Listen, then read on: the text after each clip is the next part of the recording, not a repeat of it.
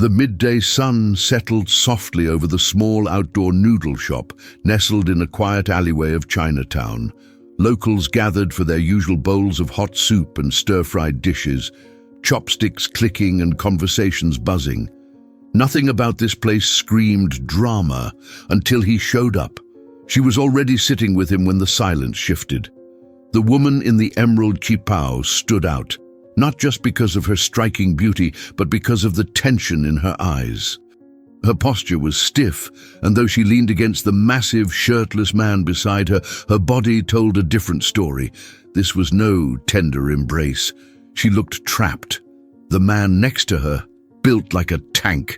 His arms were tattooed in black ink, his muscles rippling with every slight movement. He scanned the crowd like he owned the block. And maybe, in his mind, he did. His name was Da Wei, a local enforcer known for making problems disappear, usually with his fists. And he really didn't like being ignored. That's when he noticed the man at the far table. The young man in the sleeveless mandarin shirt wasn't talking. He wasn't staring. He wasn't doing anything, except calmly eating his food. The same food Da Wei had just ordered and hadn't yet received. Da Wei squinted at him. Something about the guy rubbed him the wrong way. Maybe it was the way he held his chopsticks. Too precise. Maybe it was the steady, unbothered rhythm of his movements. Or maybe it was the way the woman in green gave him the quickest glance when Da Wei wasn't looking. Da Wei stepped forward. "You deaf or disrespectful?" he barked, his voice carrying across the tables, silencing the street. "You see me here? And you don't even bow your head?" The man at the table didn't answer. He didn't flinch. He simply placed his chopsticks down, wiped his mouth with a napkin and looked up. A pause, long enough for the tension to tighten like wire. "I'm just eating," he said quietly. Da Wei laughed, too loud, too forced. Wrong answer. With a single motion, he shoved the table aside, sending bowls crashing to the ground. The crowd gasped. People stepped back. Phones came out, and the woman in green didn't scream. She stared at the seated man like she knew what was coming. The man rose slowly, calmly. He wasn't tall. He wasn't muscular. But when he stood, something shifted. His stance wasn't casual. It was grounded, deliberate, like he'd been waiting for this. "You really want to do this?" he asked. Da Wei grinned. "You think you can take me on, little man?" The next second was a blur. No warm-up, no warning, just a sudden blur of motion, and Da Wei's wrist was twisted backward, his body flipped clean over a bench. He hit the stone street with a thunderous thud that knocked the air from his lungs. Gasps, shouts. Da Wei scrambled up, furious now, swinging blindly. Another mistake. A sidestep. A precise strike to the chest, and then silence. Da Wei lay on the ground, groaning, humiliated, in front of half the neighborhood, his arm pinned, his ego shattered. The man turned to the woman and bowed slightly. "Are you all right?" She nodded slowly, eyes wide, not with fear but with recognition, as if she had just seen something she hoped for but never dared believe. The man picked up his bowl, now cracked, and sat down again, unbothered. The street buzzed with whispers. No one knew his name, no one saw him coming, but everyone would remember what they'd just witnessed, and no one, not even Da Wei, would ever forget the day the wrong bully picked a fight with a kung fu master who just wanted to finish his lunch. By the time Da Wei was dragged off by two of his lackeys, humiliated and barely able to walk straight, half the street was still frozen in silence. No one dared speak first, not until the stranger sat down again, lifted his broken bowl, and calmly sipped what was left of his broth. Then, all at once, the murmurs began. "Did you see that? That was Wing Chun. No, maybe Shaolin. Where did this guy even come from?" But no one approached him. Not yet. Not even Mei, the woman in the green qipao, now standing alone, arms crossed, staring at the stranger as if trying to solve a riddle that didn't want to be solved. She finally stepped forward. "I know what you did," she said quietly, her voice barely above the rustling leaves above the alley. That wasn't just fighting, that was discipline. The man didn't look at her. He kept eating. "I didn't do it for you," he replied. A beat. Then he added, "But I'm glad you're all right." She sat across from him without asking. Something about the way she moved was cautious but not afraid. Like someone trained to read danger and instinctively drawn to power that was controlled, not flaunted. "My name's Mei Lin," she said. He still didn't give his. "Do you live around here?" she asked. "I move around." "Do you have a name?" He looked up, finally, eyes sharp but unreadable. "Let's keep it simple," he said. "You can call me Lee." The silence between them now had weight, not tension, but a strange connection. May wasn't just curious. She was studying him, the way someone studies a map before taking a dangerous road. Across the alley, inside a small tea shop, a man in a grey suit lowered his newspaper and narrowed his eyes toward the scene. He sipped his oolong slowly and pulled a small device from his pocket. "Target acquired," he whispered into the mic. Because Lee wasn't just anyone. 10 years earlier, his name echoed through underground martial arts circles across Asia. A prodigy, a ghost, a legend who disappeared after defeating his own master in a tournament that was never meant to have an audience or survivors. Some said he had killed, others said he had vanished after swearing an oath to never fight again. But legends don't stay buried forever, especially not when they sit down to eat in the wrong part of town and accidentally rescue the niece of a triad boss, because that's who Mei Lin was. And Da Wei, just a soldier in a much larger army. Now her life and his were about to change. It didn't take long for news of Da Wei's public defeat to spread. By nightfall, a photo was circulating in encrypted chat groups, blurry but unmistakable. Da Wei's massive frame lying twisted on the stone street, face down, while the stranger stood untouched, still holding his bowl of noodles. To most people, it was just a viral moment, a satisfying takedown. But to the Golden Blade Syndicate, it was something else entirely, an act of war. Mei Lin was quiet as she walked through the upper halls of the Jade Serpent Tea House, the unofficial headquarters of the syndicate. Every wooden floorboard creaked under her steps like a warning. The walls were lined with ancient scrolls and modern surveillance monitors. Guards flanked every corridor. No one smiled. At the end of the hall, she stopped in front of an ornate door, carved with twin dragons. She didn't knock. Inside, her uncle sat with his back turned, overlooking the city from a high window. Zhang Yun, head of the Golden Blade, was a man few dared to address directly, not because of his status but because of what he had done to keep it. "I heard," he said without turning. "He beat Da Wei." "He didn't start it," Mei replied, "but he finished it." Zhang turned now. His face was calm, but his eyes were coals under ice. "Do you know what message that sends?" Mei held her ground. "That your men picked the wrong fight." Zhang smiled faintly, the kind of smile a cobra makes before striking. "You think you're protecting him, but the moment he laid hands on one of mine, he stepped into a world he can't walk back out of." Silence hung between them. "He's not part of this world," Mei said quietly. "That's the problem," Zhang replied. "He has to be." Meanwhile, Li stood on the rooftop of a crumbling apartment building 2 blocks away. Shirt off, body marked with old scars, and the tension of a man who never stopped being hunted, even when he tried to disappear. He moved through forms, slow, fluid strikes slicing through the air, not for show, for discipline, for control, for the war he knew was coming, because Li had seen the look in Da Wei's eyes before, and more importantly, in Mei's, a look that said, "This isn't over." He'd tried to stay in the shadows, stay out of it all. But trouble had a way of finding him, especially when it wore green silk and asked him questions he didn't want to answer. The next day, he returned to the same noodle shop. This time, the air was different, stiff, watching. The cook didn't greet him. The other tables were half empty. A black van sat parked across the street, engine running. Lee sat anyway, ordered the same bowl, waited. May arrived 5 minutes later, alone. She sat across from him, her eyes scanning the street, her hands folded, not in fear but in calculation. "You shouldn't have come back," she said. "I finish what I start." "You didn't start anything." He stared at her for a long moment. "That's the problem, isn't it?" May looked down. "My uncle has already put out the order.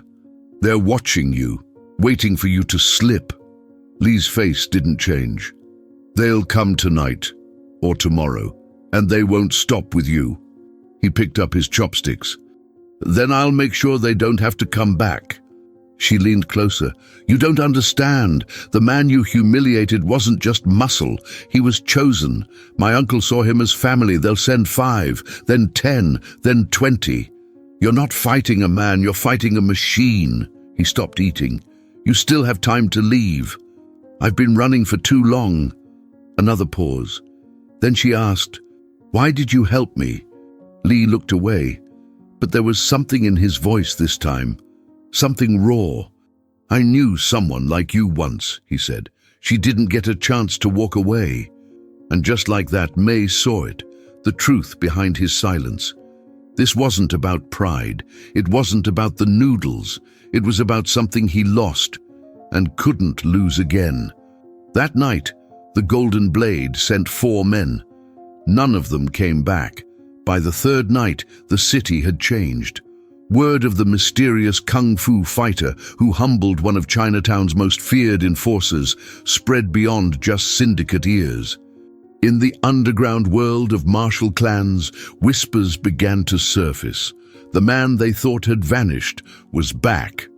But while the street buzzed with rumors and awe, Lee stayed quiet. He didn't seek attention. He didn't raise his voice, and he certainly didn't explain himself. Instead, he rented a small room above a shuttered bakery 2 streets down. No windows, just a mattress, a candle, and an old training bag he hung from a pipe. His life remained as silent as his fighting style, efficient, stripped down, and focused only on survival. But survival was no longer enough, because May kept coming back. She brought him food, sometimes tea, and every time she did, she brought questions. "Where did you learn that technique? Why did you really disappear? Who trained you?" He never gave her a straight answer, but he didn't send her away either. And in the silence between her words and his non-answers, something began to grow. Not romance, not yet.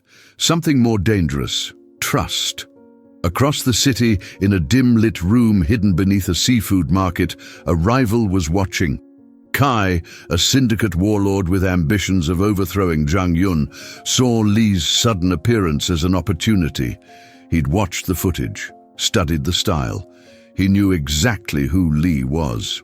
"Ghost Fist," he muttered to his lieutenants. They thought he vanished after Shanghai. Turns out he was just hiding. Kai had history with Li. Not personal, professional. Years ago, Li dismantled an illegal fight ring in Macau that Kai funded. Left dozens of his best fighters broken, including Kai's own younger brother. Now he wanted payback, but not with guns, with fists. "I want him alive," Kai said. "I want the world to see him bleed." Back in the bakery room, Li taped his wrists and stared at a photograph May had accidentally left behind. It was old, faded. A girl, barely 10, smiling next to an older man in monk's robes. Her father. Li knew that face. His hands clenched slightly.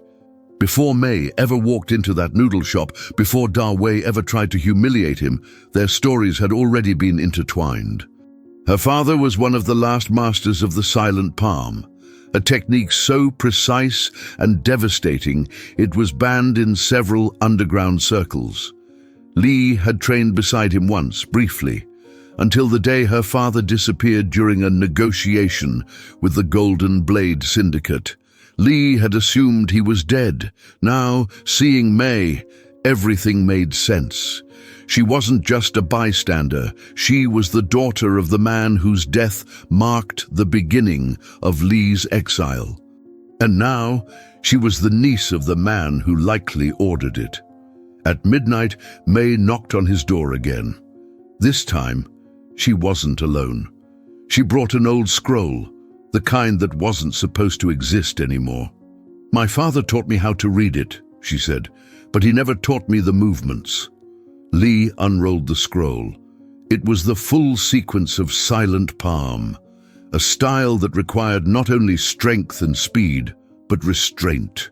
A style built on creating opportunities, not brute force.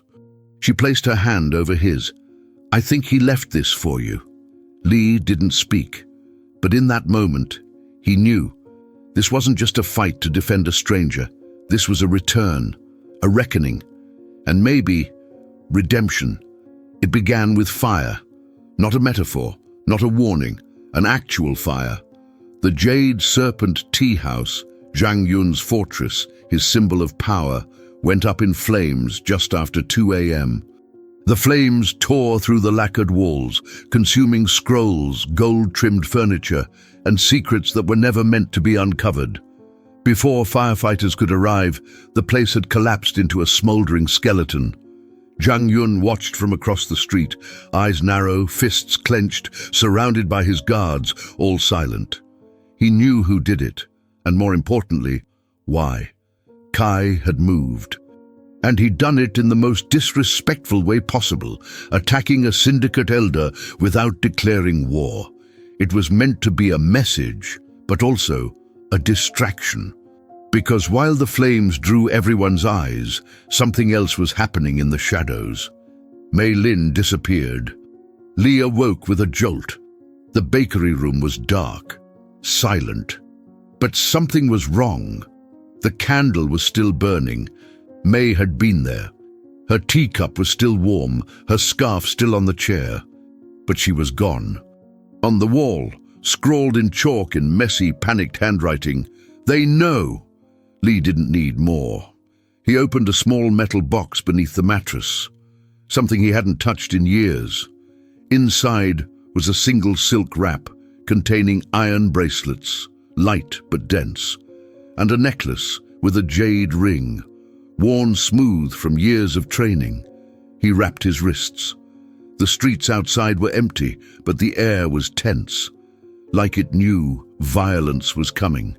And it was. May woke to the sound of water dripping.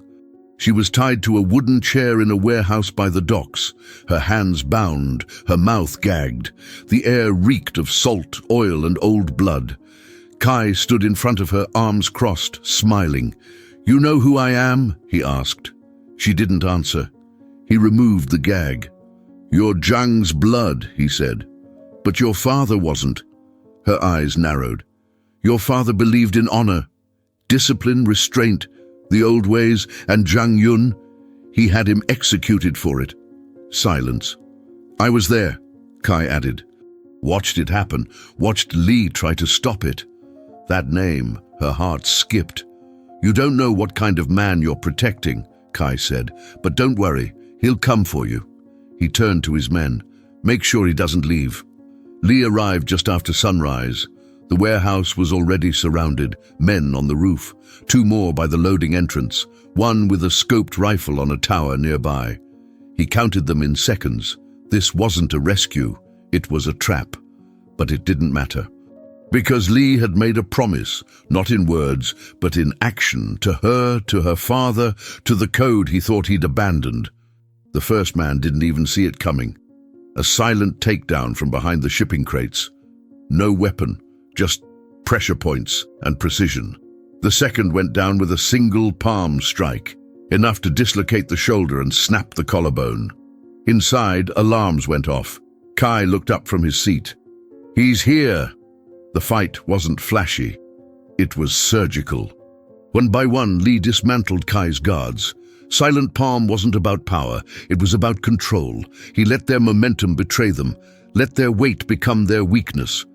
By the time he entered the warehouse, only 3 remained. The final fight was brutal. Blood, bone, concrete. But Lee didn't kill. He disabled, disarmed, and endured.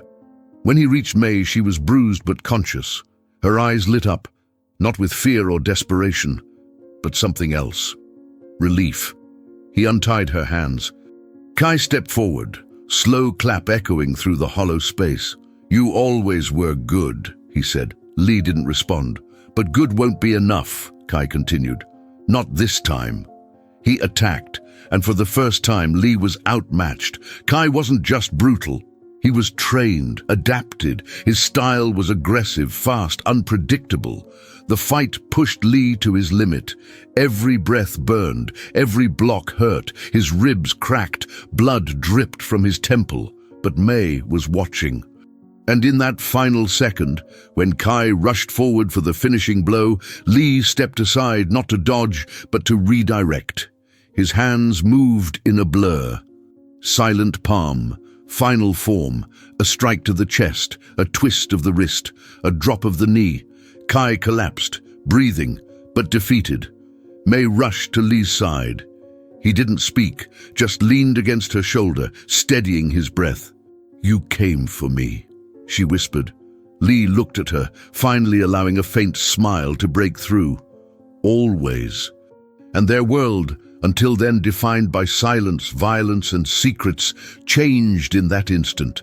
But nothing would be simple, because Jang Yun was still alive. And now he had a debt to collect. They didn't go back to the bakery. After the fight at the docks, Lee knew the city was no longer safe. Not for him, not for May. Every move he made now was being watched. The syndicate had lost a key enforcer in Da Wei. They'd lost face in front of rival factions. And worst of all, they'd lost control of the girl. Zhang Yun would not let that go unpunished. May knew it too. "I need to disappear," she said, as they sat in a quiet motel room outside the city. Her voice was firm, but beneath it, her eyes carried the weight of something deeper. Guilt, maybe even betrayal. "You don't run," Lee said. "Not anymore." She looked at him sharply. "He raised me. He murdered your father." May turned away. The truth had settled between them since the fight. She hadn't said it aloud, but she knew. Her uncle wasn't just a criminal. He was the man responsible for tearing apart everything she believed about her past. And Lee, he wasn't just a fighter. He was the last link to her real family. Back in Chinatown, Zhang Yun stood before what remained of the Jade Serpent tea house. His hands were clasped behind his back, his face unreadable. His most loyal advisor, Madame Zhu, stood at his side, a woman just as feared as he was, though she spoke less and killed faster. "She's gone," Zhu said, "and the ghost has returned." Zhang Yun didn't blink. "Then it's time to finish what we started." He turned toward the camera setup being installed in the back room of a borrowed safe house. "Call the press," he said. Zhu raised an eyebrow. "You want to go public?" He nodded. "If the world wants a symbol of discipline and honor, let's give them one. And when we break him, on camera, we'll take back control of the streets." Zhu hesitated. "And the girl?" "She dies first," Zhang said, his voice cold. "He watches." Lee knew it was coming. That night he meditated, not for peace, but for clarity.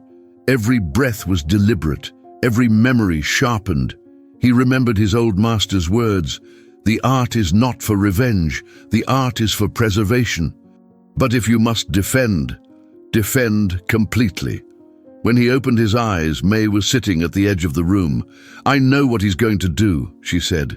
"He's going to make an example of you." "I'm counting on it," Lee replied. The next morning, a video hit the deep web. A challenge. Zhang Yun, in full ceremonial robe, standing beneath the rebuilt pillars of the tea house courtyard.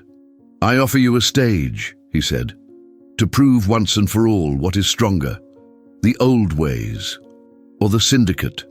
A date, a location, one-on-one, no weapons, no interference, a duel." Lee watched it in silence, then nodded once. "Why are you accepting?" May asked. Because it's not just about us anymore. Chinatown was watching, the martial arts underground was watching, and so was the world. Zhang Yun wanted to use the spotlight to destroy the legend. Li would use it to reclaim the truth, but the cost would be high, because win or lose. This wasn't just a fight. It was a public execution disguised as a duel, and there was no guarantee either of them would walk away alive. In the quiet hours before dawn, Li stood barefoot in the courtyard of an abandoned temple miles outside the city, the place May had led him to after decoding the location drawn in the margins of her father's scroll. The temple was forgotten by most, overgrown, crumbling, but not to them. Her father had trained here once, before the syndicate, before the betrayals, before death. Now it would serve one final purpose. Li moved through the ancient forms, the sound of his breath in perfect rhythm with the rustle of wind in the trees. But there was something different in him now. His strikes had always been precise, lethal, efficient. But this time, they had weight. He wasn't training to win. He was training to carry the truth. May watched from the steps, her arms wrapped around her knees. She hadn't slept. Since that night at the warehouse, she'd been caught between two truths, the family that raised her and the family they destroyed. "You don't have to go," she said softly. Li didn't stop moving. "Yes, I do." She stood. "He's baiting you." "I know. You're giving him exactly what he wants."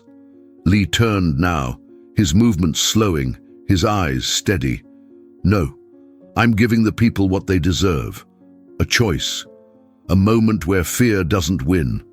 May stared at him, unsure if she wanted to scream or cry. "You don't owe them anything." Li gave the faintest smile. "That's why I have to go." That afternoon, May found something hidden in the last compartment of her father's scroll, a sealed letter. Inside, just one line: "When the student surpasses the master, the fight becomes peace." She handed it to Li without saying a word. He read it once, then folded it carefully and placed it inside his sleeve.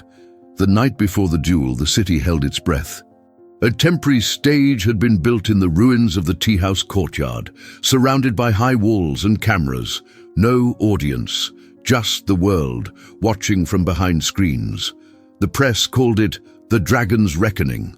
Underground circles called it Ghost versus Blade. To Zhang Yun it was performance, to Li it was closure. As the sun dipped below the skyline, Li knelt one final time in the temple and recited the old vow: "I do not fight for ego. I do not strike for glory. I move only as the last breath between peace and destruction."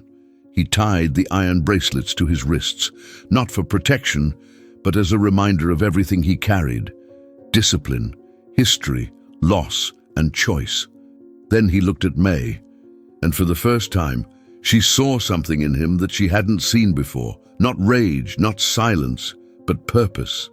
When they arrived at the duel site, Zhang Yun was already waiting, seated on a golden chair, dressed in black and red robes, surrounded by cameras and cold silence.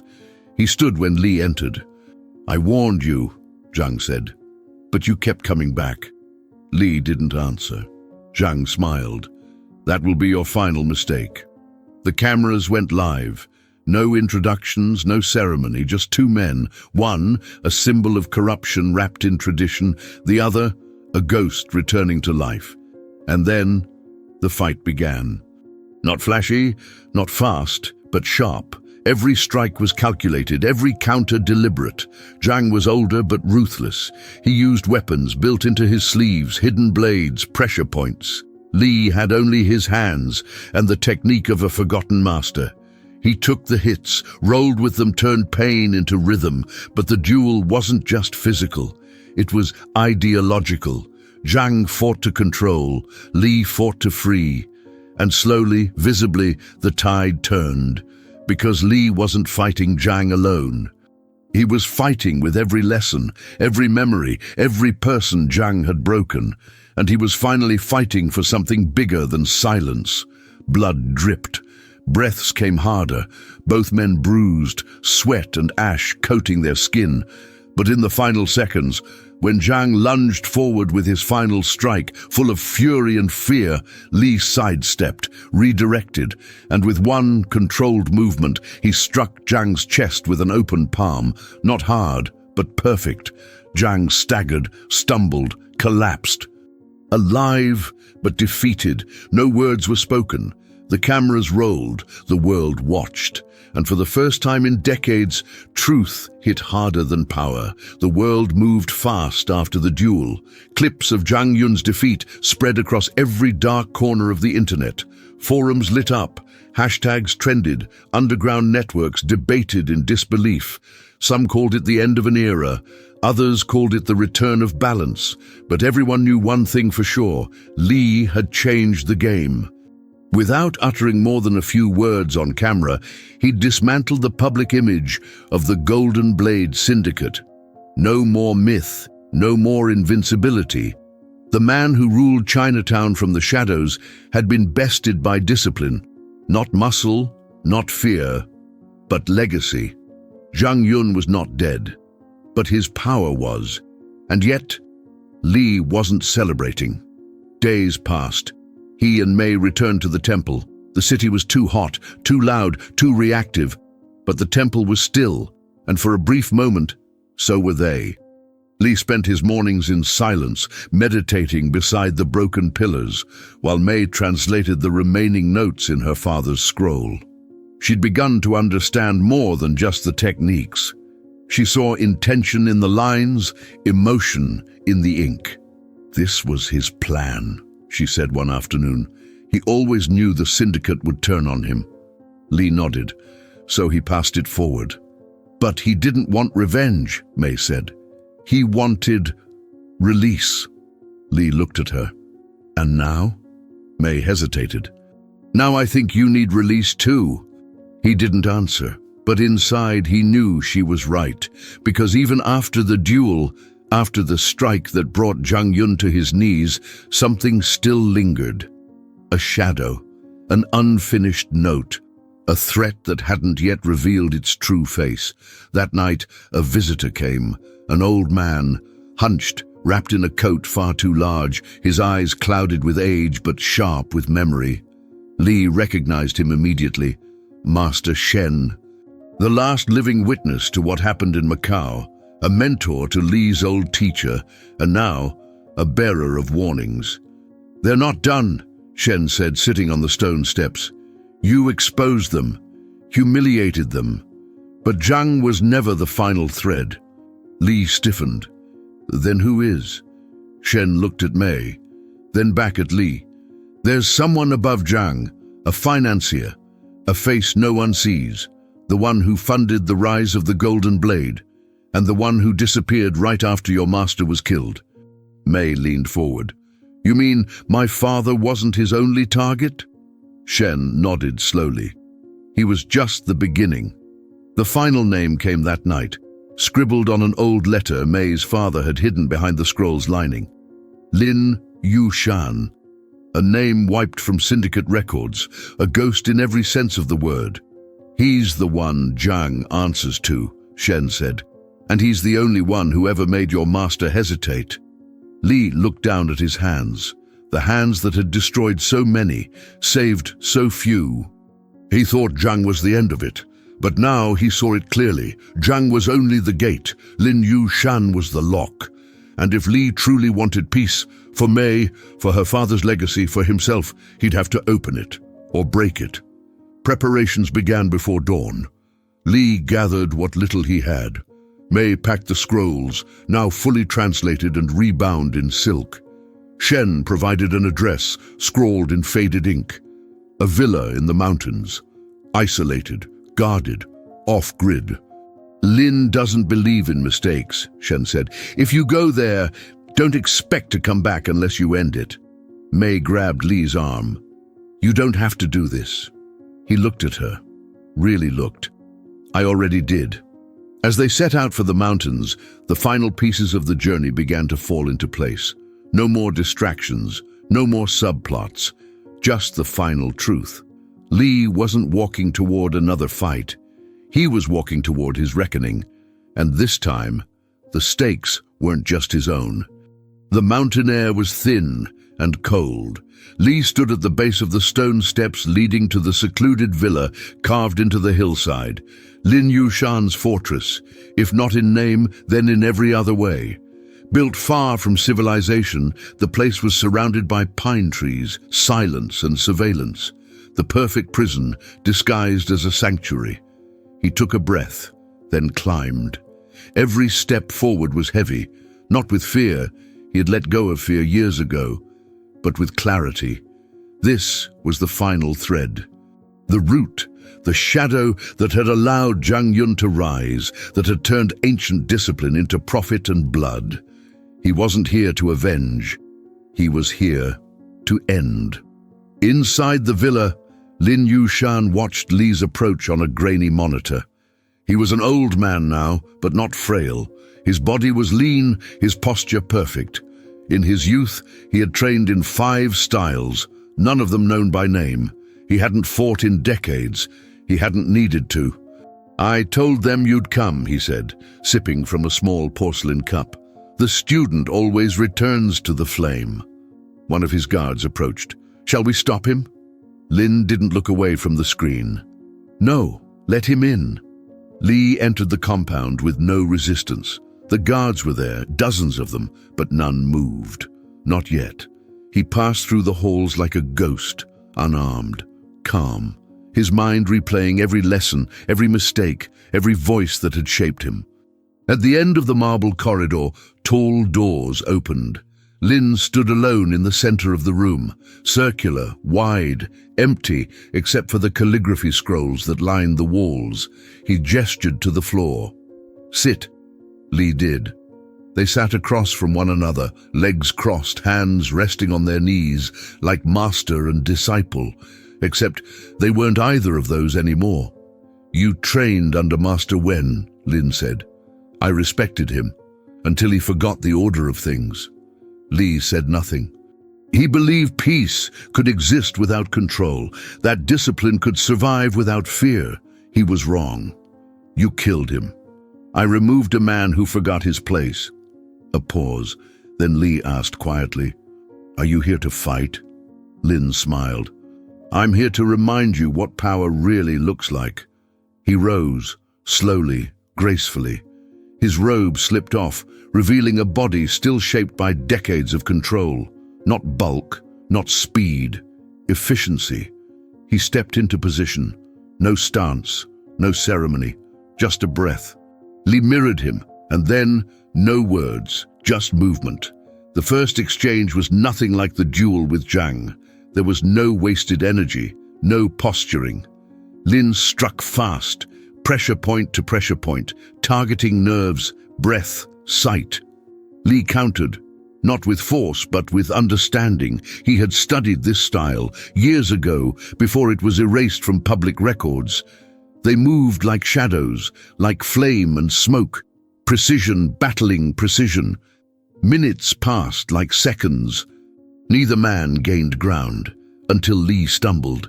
Lin's palm caught him in the ribs, the same side that had cracked during the duel with Zhang. Pain exploded through his torso. His balance faltered. Blood filled his mouth. Lin stepped back. "You're skilled," he said, "but broken." Li wiped the blood from his lip. "I've been broken before." And then he changed. His stance shifted. Not to fight harder, to fight differently. Not with the teachings of his master, not with the scrolls, but with what came after. Experience, failure, silence, grit. He became unpredictable, improvisational, real. Lin's next strike missed. Li redirected, pivoted, struck low, then high, then